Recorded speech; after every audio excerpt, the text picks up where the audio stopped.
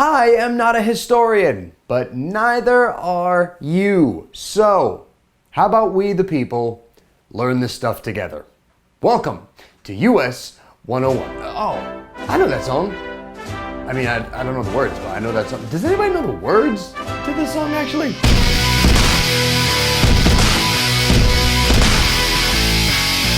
This Friday, January 20th, the seventh ring of hell will reveal itself to the human race, and all shall perish in its never-ending fire. Sorry, what?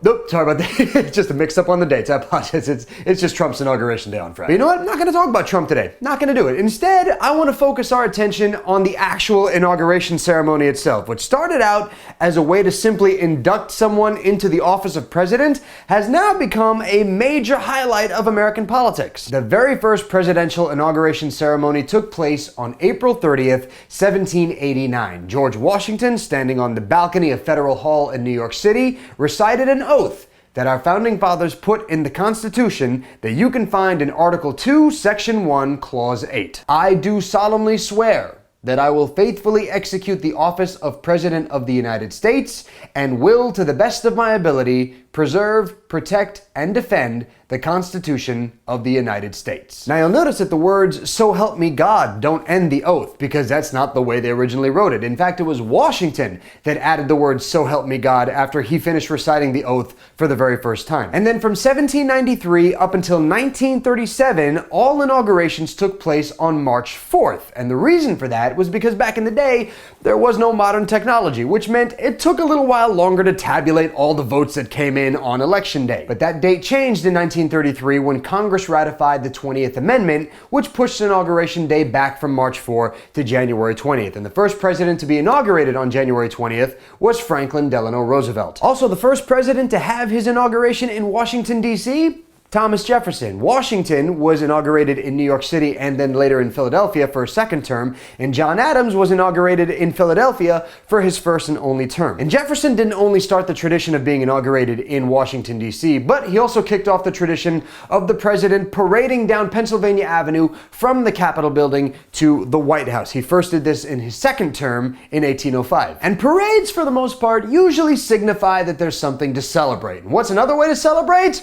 A party. And Inauguration Day is no different. Following the inaugural ceremony, swearing of the oath, and then the parade down Pennsylvania Avenue to the White House, there are a series of inaugural balls that the president and the first lady attend. They have their first dance at these balls, and this gives a chance for everybody in DC, or people that can get a ticket, to go to these balls, to go drink, to live it up, to have a good time, and to catch a glimpse of the brand new president in person. And who should we be thanking for giving Inauguration Day that party atmosphere? Old Hickory himself, Andrew Jackson. March 4, 1829. Andrew Jackson takes the oath of office, becomes president, marches down Pennsylvania Avenue to the White House, and here's what he does. Instead of going into the White House and, there's the Washington elite there to greet him and Mr. President and have a very formal well-to-do, he instead just opens the doors to the White House, to the lawn, and says, everybody gets to come and party with me today. And Andrew Jackson's supporters, these people of the land, these farmers, these poor people, they got a chance to party in the White House. And apparently,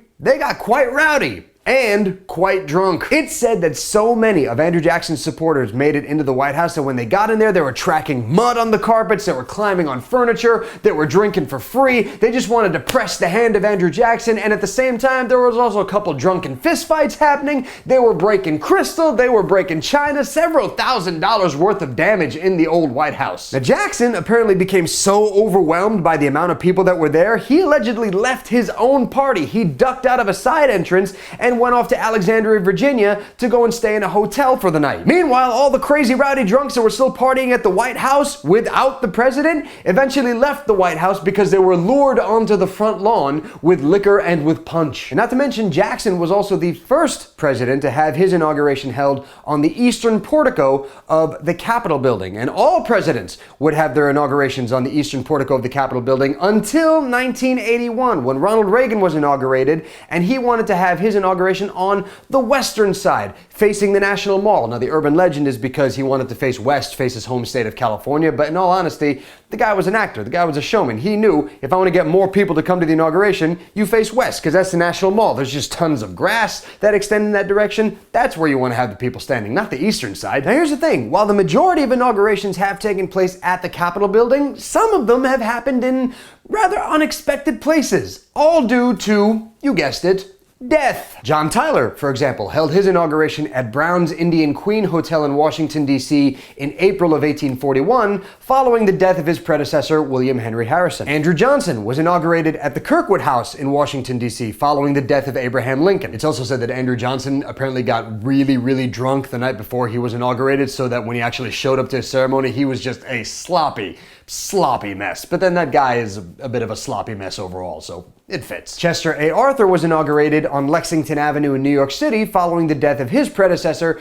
James Garfield, marking the only other time that a president has been inaugurated in New York City besides George Washington. Theodore Roosevelt was inaugurated in Buffalo, New York at the Ansley Wilcox House following the death of William McKinley. Harry Truman's inauguration took place in the White House Cabinet Room following the death of Franklin Delano Roosevelt. And of course, one of the most famous or infamous inaugurations, if you want to look at it that way, Lyndon Johnson being inaugurated on Air Force One following the assassination of John F. Kennedy. But there's a little bit of a creep factor to that one.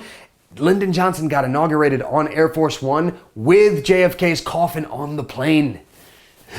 So it seems that from time to time, death is this specter that just happens to loom over the inauguration. And you know what? Speaking of death, let us debunk once and for all this myth about William Henry Harrison dying because of his inauguration speech. The long-held myth is that William Henry Harrison was delivering his inauguration address outside in Washington, D.C. on a really cold day, and he decided to forego wearing a hat, coat, and gloves. All three things, by the way, that your mom tells you to wear before you go outside. Clearly, he did not like listening to his mom very much. Now, Harrison's illness, when it finally overtook him, eventually turned into pneumonia, and his physicians, instead of trying to treat him the way they should, they decided to use him as a guinea pig for all sorts of remedies, everything from opium to castor oil to leeches. Harrison was pretty much becoming just full-blown delirious before he died. In 2014, though, an analysis was released claiming that Harrison actually died of typhoid fever. Now, that conclusion was drawn based on all of Harrison's symptoms that he had before he died, and the fact that the White House at the time was in real close proximity to where a lot of human waste and sewage was being dumped. So that makes it into the water. That water makes its way to the White House. You drink that water and it's disgusting. It's terrible. As for Donald Trump's big day this Friday, man, I can't wait to watch that one. He's bringing out all the A-listers are coming to that one, man. Everybody like Three Doors Down, Toby Keith, Jackie Evancho, huh? Can't wait for that star-studded affair. Woo! Fly me to the moon with that lineup. And that is it for this episode of US 101, guys. Thank you so much for hanging out, and hopefully you learned a little something from this episode. Thanks to all of you that are subscribed to the channel. Really do appreciate your support, guys. And again, please visit us at our Facebook page, facebook.com/USA History 101. All the episodes go up on the Facebook page, as well as some other US historical tidbits and little stories that I find that I want to put up to, amuse you. And I will see you guys next Tuesday for another episode of US 101. So until then, we are all done. Have a great week. Enjoy the inauguration. I'm going that way. I'm going to have a snack. Some Milano cookies. Sounds really